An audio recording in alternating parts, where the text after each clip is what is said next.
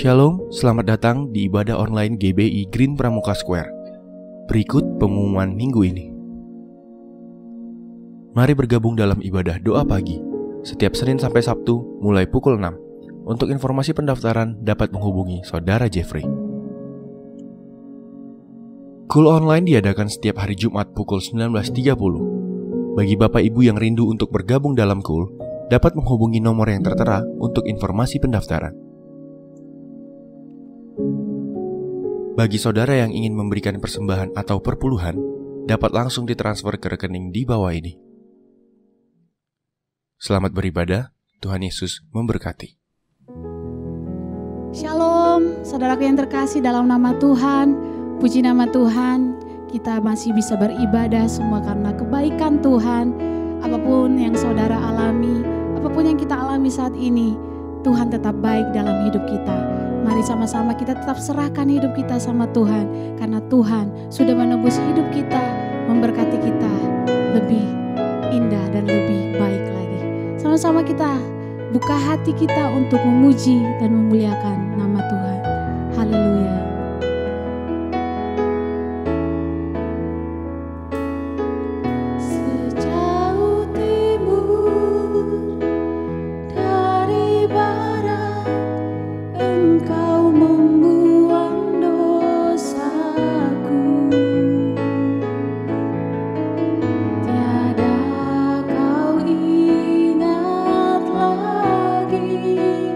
Pelanggaranku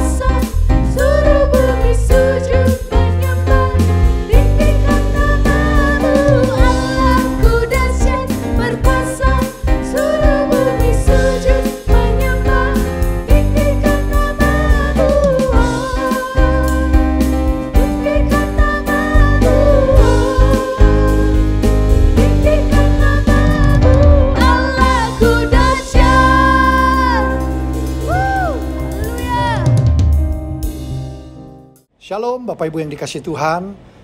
Mari saya mengajak Bapak Ibu untuk kita bersama-sama mendeklarasikan Mazmur 91. Orang yang duduk dalam lindungan yang maha tinggi dan bermalam dalam naungan yang maha kuasa akan berkata kepada Tuhan, tempat perlindunganku dan kubu pertahananku, Allahku yang kupercayai. Sungguh dialah yang akan melepaskan engkau dari jerat penangkap burung, dari penyakit sampar yang busuk. Dengan kepaknya ia akan menudungi engkau, di bawah sayapnya engkau akan berlindung. Kesetiaannya ialah perisai dan pagar tembok. Engkau tak usah takut terhadap kedahsyatan malam, terhadap panah yang terbang di waktu siang, terhadap penyakit sampar yang berjalan di dalam gelap, terhadap penyakit menular yang mengamuk di waktu petang. Walau 1.000 orang rebah di sisimu dan 10.000 di sebelah kananmu, tetapi itu tidak akan menimpamu. Engkau hanya menontonnya dengan matamu sendiri dan melihat pembalasan terhadap orang fasik. Sebab Tuhan ialah tempat perlindunganmu, yang maha tinggi telah kau buat tempat perteduhanmu. Malapetaka tidak akan menimpa kamu, dan tulah tidak akan mendekat kepada kemahmu. Sebab malaikat-malaikatnya akan diperintahkannya kepadamu untuk menjaga engkau di segala jalanmu. Mereka akan menatang engkau di atas tangannya, supaya kakimu jangan terantuk kepada batu. Singa dan ular tedung akan kau langkahi, engkau akan menginjak anak singa dan ular naga. Sungguh hatinya melekat kepadaku, maka aku akan meluputkannya. Aku akan membentenginya, sebab ia mengenal namaku. Bila ia berseru kepadaku, aku akan menjawab. Aku akan menyertai dia dalam kesesakan. Aku akan meluputkannya dan memuliakannya. Dengan panjang umur akan kukenyangkan dia, dan akan kuperlihatkan kepadanya keselamatan yang daripadaku. Amin. Tiada Allah yang seperti Engkau ya Tuhan. Betapa Engkau mengasihi setiap kami. Betapa Engkau Tuhan yang selalu peduli dalam hidup kami. Kami berikan pujian, penghormatan hanya bagi Engkau ya Tuhan. Haleluya. Terima kasih Tuhan.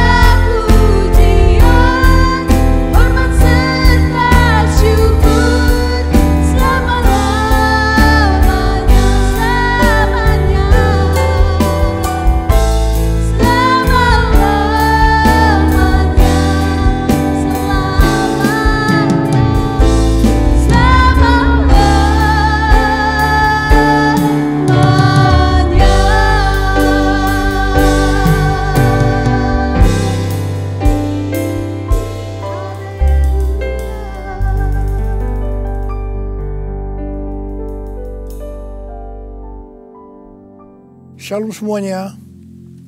Waktu berjalan begitu cepat. Dengan tidak terasa tanggal 4 September tahun 2020, keluarga besar GBI Jalan Jenderal Gatot Subroto berumur 32 tahun. Dimulai dengan satu gereja di Gedung Karsa Pemuda Senayan, Jakarta, yang berjumlah sekitar 400 orang. Sekarang berkembang menjadi 1.200 gereja di dalam dan di luar negeri. dengan jumlah jemaat lebih dari 300.000 orang, dengan sekitar 9.500 kul. DNA gereja kita adalah restorasi Pondok Daud. Saya ingat ada 2 hamba Tuhan yang menubuatkan saya menjadi alat Tuhan untuk merestorasi Pondok Daud, yaitu Pendeta Scheng dari Belanda dan Om Damaris yang merupakan penginjil sepenuh waktu pertama di Indonesia. Mereka saat ini sudah bersama dengan Bapa di sorga. Kisah Para Rasul 15 ayat 15-18 berkata bahwa Tuhan Yesus akan datang kembali dan merestorasi Pondok Daud yang telah roboh. Ini tidak berarti bahwa restorasi Pondok Daud baru terjadi pada waktu Tuhan Yesus datang kembali. Tetapi restorasi Pondok Daud ini sedang terjadi pada hari-hari ini dan akan selesai secara sempurna pada saat Tuhan Yesus datang kembali. Untuk apa Tuhan Yesus merestorasi Pondok Daud? Supaya semua orang lain mencari Tuhan dan segala bangsa yang disebut milik Tuhan mencari Tuhan. Ini berarti tujuan Tuhan Yesus merestorasi Pondok Daud supaya terjadi penuaian jiwa besar-besaran. Apa yang dimaksudkan dengan restorasi Pondok Daud? Dalam 25 tahun yang pertama, sejak tahun 1988, pengertiannya adalah doa, pujian, penyembahan bersama-sama dalam unity siang dan malam. Dalam 25 tahun yang kedua, pengertiannya adalah prajurit-prajurit Tuhan yang gagah perkasa, yang mempunyai gaya hidup berdoa, memuji dan menyembah Tuhan dalam unity siang dan malam, dan melakukan kehendak Tuhan pada zaman ini. Jadi, hari-hari ini, di tengah pandemi COVID-19, yang sedang direstorasi adalah kita-kita, yaitu saudara dan saya, supaya menjadi prajurit-prajurit Tuhan yang gagah perkasa, yang artinya menjadi pemenang. Untuk menjadi pemenang, maka yang pertama, gaya hidup kita adalah berdoa, memuji dan menyembah Tuhan dalam unity siang dan malam. Artinya kita harus hidup intim dengan Tuhan. Kita sekarang sedang direstorasi untuk menjadi lebih intim dengan Tuhan. Untuk menjadi pemenang, maka yang kedua, kita harus melakukan kehendak Tuhan pada zaman now. Dan kita sekarang sedang direstorasi untuk bisa melakukan kehendak Tuhan pada zaman now. Sesuai dengan pesan Tuhan Yesus kepada 7 sidang jemaat dalam kitab Wahyu pasal 2 dan pasal 3. Yang berarti ini juga pesan buat kita semua. Bahwa hanya pemenang yang masuk sorga. Pada waktu Tuhan Yesus merestorasi saya di tengah-tengah pandemi COVID-19 ini. Untuk menjadi lebih intim dengan Tuhan. Untuk lebih mengerti kehendak Tuhan pada zaman now. Itu sangat menyakitkan. Saya diproses, saya dibersihkan, saya dimurnikan. Saya harus diam di rumah, berdiam diri sampai dengan hari ini. Tuhan berbicara kepada saya melalui Yesaya 26 ayat 20 dan 21 yang berkata, "Mari bangsaku, masuklah ke dalam kamarmu, tutuplah pintumu sesudah engkau masuk. Bersembunyilah barang sesaat lamanya, sampai amarah itu berlalu. Sebab sesungguhnya Tuhan mau keluar dari tempatnya untuk menghukum penduduk bumi karena kesalahannya, dan bumi tidak lagi menyembunyikan darah yang tertumpah di atasnya. Tidak lagi menutupi orang-orang yang mati terbunuh di sana." Sampai hari ini, terus terang saya masih merasakan amarah Tuhan belum berlalu. Saya tidak tahu sampai berapa lama kita disuruh bersembunyi barang sesaat lamanya. Pasti ada maksud Tuhan menyuruh kita bersembunyi barang sesaat lamanya. Kalau kita melihat tokoh-tokoh dalam Alkitab, mereka harus bersembunyi atau disembunyikan Tuhan barang sesaat lamanya sebelum melakukan pekerjaan besar. Seperti Nuh dan keluarga. disuruh bersembunyi oleh Tuhan dalam bahtera selama 1 tahun, sampai akhirnya Nuh bangkit menjadi bapa atas semua bangsa. Yakub disuruh bersembunyi oleh Tuhan di rumah Laban pamannya ketika harus lari dari Esau. Tetapi 20 tahun kemudian, Yakub bangkit dengan keluarga yang baru, kekayaan baru, identitas baru. Dia menjadi Israel, yaitu nama baru untuk umat pilihan Tuhan. Yusuf disembunyikan oleh Tuhan dari usia 17-30 tahun.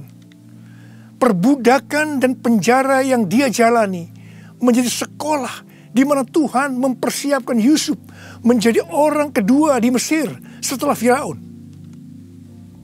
Musa disembunyikan Tuhan di padang gurun selama 40 tahun. Dan akhirnya Musa tampil untuk membebaskan bangsa Israel dari Mesir. Daud disembunyikan Tuhan selama 15 tahun setelah dia diurapi menjadi raja Israel. Ketika Daud akhirnya naik tahta, dia telah menjadi orang yang berkenan di hati Tuhan. Elia disuruh bersembunyi oleh Tuhan di tepi sungai Kerit. Setelah itu dia sendirian menghadapi seluruh Nabi Baal di Gunung Karmel. Yunus disembunyikan Tuhan dalam perut ikan selama 3 hari 3 malam. Setelah itu dia ke Niniwe berkhotbah dalam bangunan rohani terbesar dalam sejarah.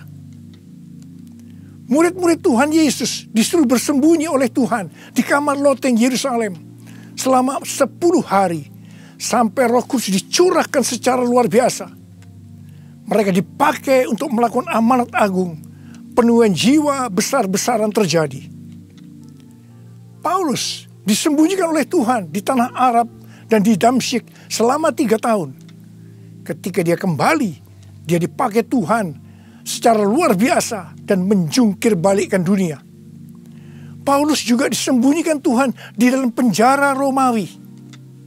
Ketika dibebaskan, Paulus sudah menyelesaikan surat penggembalaan Efesus, Filipi, Kolose, dan Filemon.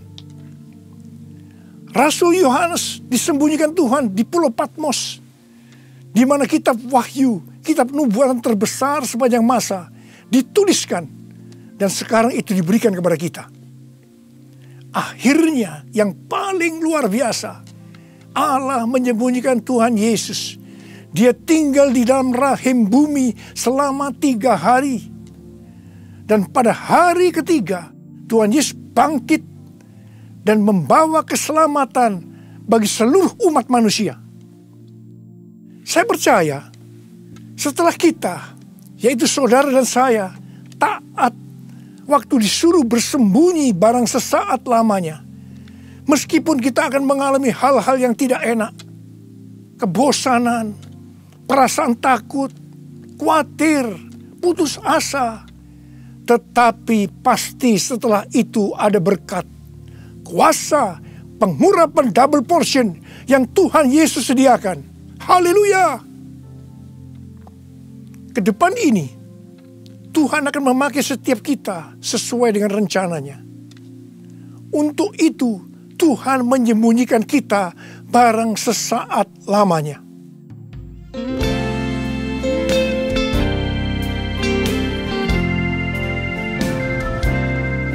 Tuhanku, ya Allahku, Engkau perlindunganku. Hanya kepadamu ku bersujud. Tuhanku, ya Allahku, Engkau perlindunganku. Hanya kepadamu ku bertelut. Aku memuji Engkau, Yesus, menyembah kepadamu. Tuhanku, ya Allahku, Engkau batu karangku. Hanya kepadamu ku bersujud.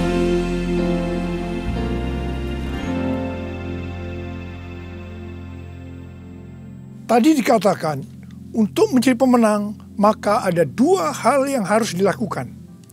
Yang pertama, gaya hidup kita harus berdoa, memuji, dan menyembah Tuhan dalam unity siang dan malam.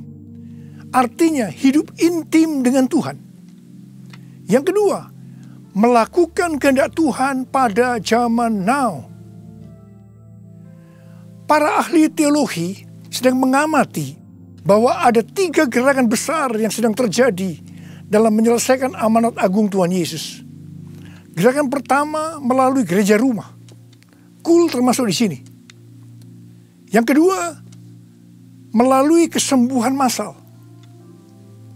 Gerakan ketiga, penginjilan melalui doa. Penginjilan melalui doa ini adalah restorasi Pondok Daud. Ketiga hal ini sedang kita lakukan hari-hari ini. Pada tanggal 17 Agustus 2020, yaitu pada perayaan ulang tahun Indonesia yang ke-75, kita disuruh oleh Tuhan untuk mengadakan Zoom meeting dengan tema Trumpet Call for All Nations, yang diikuti oleh banyak bangsa-bangsa. Pada waktu itu Tuhan menyampaikan pesan bahwa trompet Tuhan sedang berbunyi untuk memanggil umatnya, bangsa-bangsa, untuk berdoa. Melalui Yeremia 33 ayat 3, Tuhan berkata, "Berserulah kepadaku, maka aku akan menjawab engkau dan akan memberitahukan kepadamu hal-hal yang besar dan hal yang tidak terpahami, yakni hal-hal yang tidak kau ketahui." Ada 3 topik doa yang Tuhan mau kita lakukan hari-hari ini. Yang pertama, berdoa untuk negara kita, Indonesia. Yang kedua, berdoa untuk pertobatan. Dan yang ketiga, berdoa untuk penuaian jiwa besar-besaran. Kita harus berdoa untuk negara kita, Indonesia. Sesuai dengan Yeremia 29 ayat 7, kita harus berdoa untuk kesejahteraan negara kita. Karena kalau negara Indonesia sejahtera, maka kita juga akan mengalami sejahtera. Sesuai dengan Yesaya 48 ayat 18, bahwa kesejahteraan akan terjadi kalau kita memperhatikan perintah-perintah Tuhan. Karena itu, marilah kita berdoa bahwa negara Indonesia akan memperhatikan perintah-perintah Tuhan. Sesuai dengan yang terdapat dalam 2 Tawarikh 7 ayat 13 dan 14 yang berkata, kalau kita melihat Tuhan menutup langit sehingga tidak ada hujan, kalau kita melihat Tuhan menyuruh belalang memakan habis hasil bumi, ini berbicara tentang resesi ekonomi. Kalau kita melihat Tuhan melepaskan penyakit sampar di antara umatnya, ini berbicara tentang COVID-19. Maka Tuhan meminta kepada kita untuk merendahkan diri, berdoa, mencari wajah Tuhan, dan berbalik dari jalan-jalan yang jahat. Kalau kita melakukan ini, maka Tuhan akan mendengar dari sorga. Tuhan akan mengampuni dosa-dosa kita. Dan Tuhan akan memulihkan negeri kita, Indonesia, dari pandemi COVID-19 dan resesi ekonomi. Kita juga harus berdoa untuk penuaian jiwa besar-besaran. Sebelum terjadi penuaian jiwa besar-besaran, selalu didahului dengan kebangkitan doa. Sebelum Roh Kudus dicurahkan di kamar loteng Yerusalem 2000 tahun yang lalu, yang disebutkan sebagai Pentakosta pertama, maka murid-murid Tuhan Yesus semua bertekun dengan sehati dalam doa bersama-sama, yang artinya mereka berdoa, memuji dan menyembah Tuhan dalam unity siang dan malam. Ini adalah prinsip restorasi Pondok Daud. Hal ini juga terus dilakukan setelah Roh Kudus dicurahkan. Penuaian jiwa besar-besaran terjadi. Amin. Demikian pula pada waktu Roh Kudus dicurahkan di Azusa Street yang disebutkan sebagai Pentakosta kedua. William Seymour yang memimpin doa. Semua bertekun dengan sehati dalam doa bersama-sama. Dan penuaian jiwa besar-besaran juga terjadi. Tahun 2013, Tuhan berbicara kepada saya bahwa pencurahan Roh Kudus yang terjadi di zaman now disebutkan sebagai Pentakosta yang ketiga. Sejak saat itu, saya terus berdoa untuk kebangkitan doa di Indonesia. Karena pencurahan yang dahsyat dari Roh Kudus di era Pentakosta ketiga akan terjadi setelah terjadinya kebangkitan doa. Tahun 2020, ketika terjadi pandemi COVID-19 yang luar biasa, terjadi juga kebangkitan doa antar denominasi di Indonesia. Menurut bilangan Research Center, 83,8% gereja-gereja di Indonesia ikut dalam kegerakan doa ini. Haleluya! Selain itu, pada tanggal 8 Juli sampai dengan 17 Agustus 2020, ada acara doa pujian penyembahan 24 jam sehari, 7 hari seminggu, selama 40 hari. Dan dilakukan pergantian tugas setiap 2 jam. Acara ini diikuti oleh gereja-gereja antar denominasi di seluruh Indonesia. Dan ini belum pernah terjadi sebelumnya. Bagi saya, semua ini merupakan tanda bahwa pencurahan Roh Kudus yang dahsyat dari Pentakosta ketiga akan terjadi. Kalau kita melihat Pentakosta pertama, demikian juga dengan Pentakosta kedua, itu selalu dimulai dengan doa, pujian, dan penyembahan siang dan malam. Yang berarti ini adalah penggenapan restorasi Pondok Daud. Hal ini juga terjadi pada Pentakosta ketiga. Kita mungkin tidak sadar bahwa selama 32 tahun Tuhan memberikan DNA restorasi Pondok Daud kepada kita. Yang ternyata restorasi Pondok Daud itu untuk mempersiapkan Pentakosta yang ketiga. Kita harus berdoa agar kebangkitan doa, pujian, dan penyembahan terus berlanjut. Pasanya dicurahkan, berkatnya dilimpahkan, penuaian besar sungguh terjadi. Segala bangsa akan datang menyembah Yesus Tuhan, kemuliaan Tuhan telah turun. Kuasanya dicurahkan, berkatnya dilimpahkan, penuaian besar sungguh terjadi. Segala bangsa akan datang menyembah Yesus Tuhan, kemuliaan Tuhan telah turun. Kemuliaan Tuhan telah turun. Tuhan berkata mengenai Daud, bahwa Daud adalah orang yang berkenan di hati Tuhan dan yang melakukan kehendak Tuhan. Jadi Tuhan berkenan kepada Daud karena Daud melakukan kehendak Tuhan. Kehendak Tuhan yang mana? Alkitab berkata bahwa Daud melakukan kehendak Tuhan pada zamannya. Kalau kita merindukan hidup kita berkenan di hati Tuhan, maka kita harus melakukan kehendak Tuhan pada zaman now. Apa kehendak Tuhan pada zaman now? Yang pertama, pada waktu Tuhan Yesus ditanya oleh murid-muridnya tentang tanda kedatangannya dan tanda kesudahan dunia, salah satunya Tuhan Yesus menjawab dari Matius 24 ayat 14 yang berkata, dan Injil kerajaan ini akan diberitakan di seluruh dunia menjadi kesaksian bagi semua bangsa. Sesudah itu barulah tiba kesudahannya. Tuhan Yesus akan datang kembali setelah Injil kerajaan diberitakan ke seluruh dunia menjadi kesaksian bagi semua bangsa. Tuhan Yesus pasti datang kembali. Yang percaya katakan amin. Karena itu Tuhan Yesus memberikan amanat agung kepada murid-muridnya dengan berkata di dalam Matius 28 ayat 19 dan 20. Karena itu pergilah, jadikan semua bangsa muridku dan baptislah mereka dalam nama Bapa dan Anak dan Roh Kudus, dan ajarlah mereka melakukan segala sesuatu yang telah kuperintahkan kepadamu. Dan ketahuilah, aku menyertai kamu senantiasa sampai kepada akhir zaman. Tuhan Yesus memberikan tugas kepada kita untuk menyelesaikan amanat agung dengan kuasa dari Roh Kudus. Ini kehendak Tuhan pada zaman now. Yang kedua, kehendak Tuhan pada zaman now adalah sebagai berikut.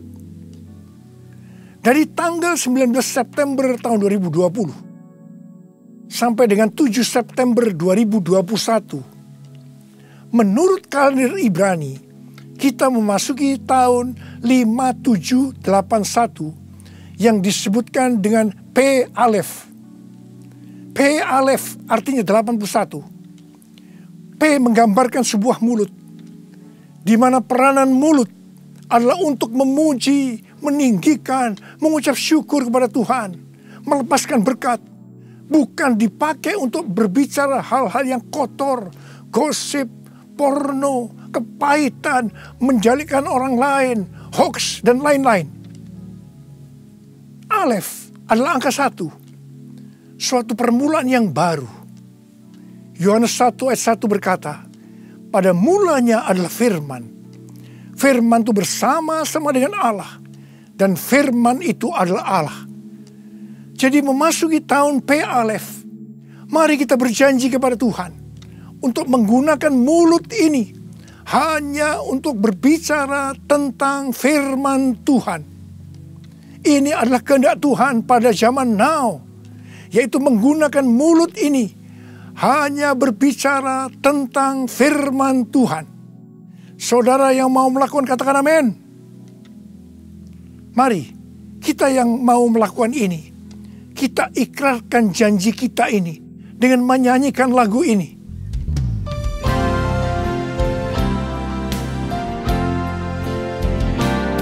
Mulutku penuh dengan pujian kepadamu ya Yesus Tuhan.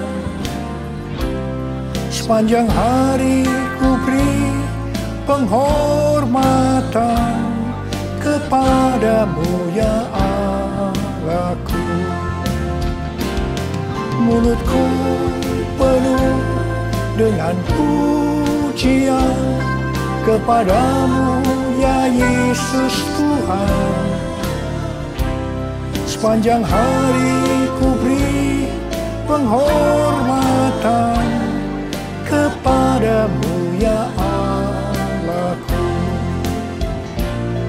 Kepadamu ya Allahku. Uriala basyara bala bala bala bala. Uriala bara bara bara bara bara bara bara bara. Uriala bara bara bara bara bara bara bara bara. Oh Yesus, saya mau berdoa buat saudara. Ada berapa banyak di antara saudara yang saat ini sedang disuruh oleh Tuhan bersembunyi barang sesaat lamanya. Mungkin saudara mengalami ketakutan, kebosanan, mungkin kecewa, mungkin ada yang putus asa.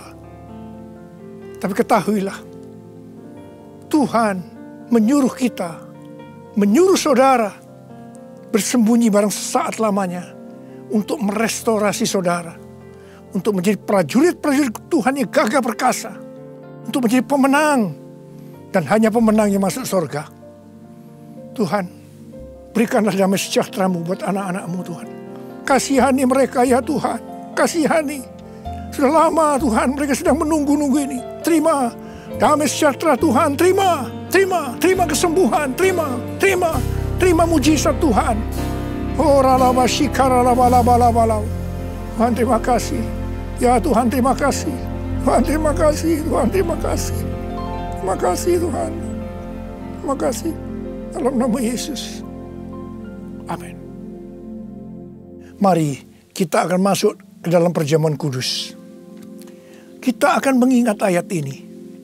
Sebab setiap kali kamu makan roti ini dan minum cawan ini, kamu memberitakan kematian Tuhan sampai Ia datang. Perjamuan kudus adalah perjamuan Tuhan Yesus sendiri. Setiap kali kita masuk dalam perjamuan kudus, Tuhan Yesus selalu berkata, biarlah ini menjadi peringatan akan daku. Karena itu mari, arahkan hati saudara kepada kebaikan Tuhan. kita akan mengingat kebaikan Tuhan. Mari tundukkan kepala. Tuhan, siapakah kami sebelum kami mengenal Engkau? Kami semua orang berdosa. Upah dosa adalah maut. Mati kekal selama-lamanya. Tempatnya di neraka. Tuhan, Engkau datang ke dalam dunia ini untuk menyelamatkan kami semua ya Tuhan. Kau angkat kami sebagai anak-anak-Mu. Engkau berkati kami, Engkau tuntun kami, Engkau bela kami, Engkau tegur kalau kami salah. Engkau sembuhkan kami, Engkau jagai kami ya Tuhan. Dalam masa pandemi ini Tuhan. Itu Engkau ya Tuhan. Itu Engkau ya Aba. Tuhan akan memberkati saudara melalui perjamuan kudus. Tapi Tuhan mau kita makan dan minum dengan cara yang benar. Karena itu masing-masing berdoa. Introspeksi. Lihat keadaan dirimu masing-masing. Jangan menyimpan dosa. Kalau ada dosa yang Tuhan ingatkan saat ini, langsung minta ampun. Ampuni saya Tuhan. Ampuni saya Tuhan. Ampuni kami Tuhan. Ampuni. Minta ampun. Minta ampun. Tuhan, anak-anak-Mu sedang meminta ampun kepadamu. Kasihani mereka Tuhan. Ampuni mereka Tuhan. Ampuni. Ya Bapa, ya Bapa. Ya Bapa, ya Bapa. Bapa, terima kasih. Kami akan masuk dalam perjamuan kudus dengan hati yang penuh ucapan syukur. Dalam nama Yesus kami berdoa. Amin. Mari, angkat roti di tangan kanan saudara tinggi-tinggi. Sebab apa yang telah kuteruskan kepadamu telah aku terima dari Tuhan. Yaitu bahwa Tuhan Yesus pada malam waktu Ia diserahkan mengambil roti. Dan sesudah itu Ia mengucap syukur atasnya. Ia memecah-mecahkannya dan berkata, inilah tubuhku yang diserahkan bagi kamu. Perbuatlah ini menjadi peringatan akan aku. Sudah dikasih Tuhan. Bukankah roti yang kita pecah-pecahkan ini adalah persekutuan kita dengan tubuh Kristus? Mari kita makan dalam nama Yesus.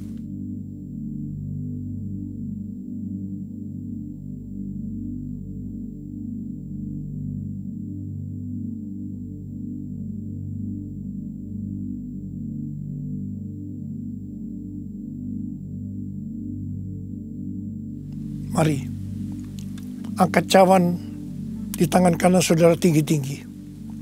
Demikian juga ia mengambil cawan sesudah makan lalu berkata, cawan ini adalah perjanjian baru yang dimeteraikan oleh darahku. Perbuatlah ini setiap kali kamu meminumnya, jadi peringatan akan aku. Sudah dikasih Tuhan. Bukankah cawan pengucapan syukur yang atasnya kita ucapkan syukur adalah persekutuan kita dengan darah Yesus? Mari kita minum dalam nama Yesus.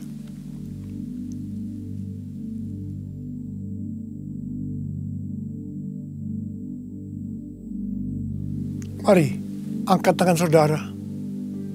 Ucapkan syukur dengan suara. Jangan diam. Tuhan terima kasih. Tuhan terima kasih. Kami bersyukur ya Tuhan. Buat kebaikan-Mu ya Tuhan. Kami bersyukur ya Tuhan. Kami bersyukur ya Aba. Kami bersyukur. Terima kasih ya Tuhan, terima kasih. Terima kasih Yesusku. Terima kasih Yesusku.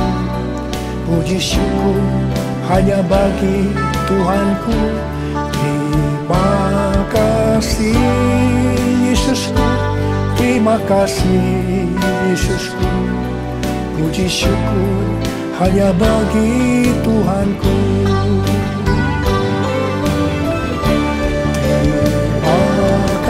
Yesusku, terima kasih Yesusku. Puji syukur hanya bagi Tuhanku. Terima kasih Yesusku. Terima kasih Yesusku. Puji syukur hanya bagi Tuhanku. Puji syukur hanya bagi Tuhanku. Puji syukur hanya bagi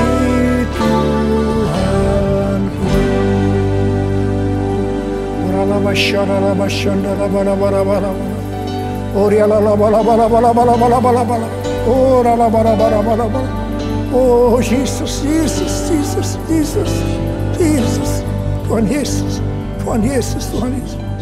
Shalom Bapak Ibu yang dikasihi Tuhan, saya mengajak kita bersama-sama untuk mendeklarasikan apa yang dimaksudkan dengan Pentakosta ketiga, supaya apa yang kita perkatakan itu terjadi dalam kehidupan kita. Pentakosta ketiga adalah pencurahan Roh Kudus yang dahsyat di zaman now, melebihi yang terjadi di Azusa Street. Pentakosta ketiga akan mengakibatkan penuaian jiwa yang terbesar dan yang terakhir sebelum Tuhan Yesus datang kembali. Pentakosta ketiga akan membangkitkan generasi Yeremia, yaitu anak-anak muda yang dipenuhi Roh Kudus, cinta mati-matian kepada Tuhan Yesus, tidak kompromi terhadap dosa, dan akan bergerak untuk memenangkan jiwa. Pentakosta ketiga lahir di Indonesia yang bergerak ke bangsa-bangsa. Gerakan ini dari timur ke barat dan akan kembali ke Yerusalem. Pentakosta ketiga akan memberikan kuasa untuk menyelesaikan amanat agung Tuhan Yesus. Dan setelah itu Tuhan Yesus datang kembali. Amin. Angkat tangan saudara, terimalah berkat Tuhan. Kasih karunia yang berlimpah-limpah daripada Allah Bapa dalam anak yang tunggal Yesus Kristus. Persekutuan yang manis dengan Roh Kudus menyertai saudara sekalian mulai hari ini sampai Tuhan Yesus datang menjemput kita di awan-awan dan bahkan sampai selama-lamanya. Yang percaya bersama-sama katakan amin.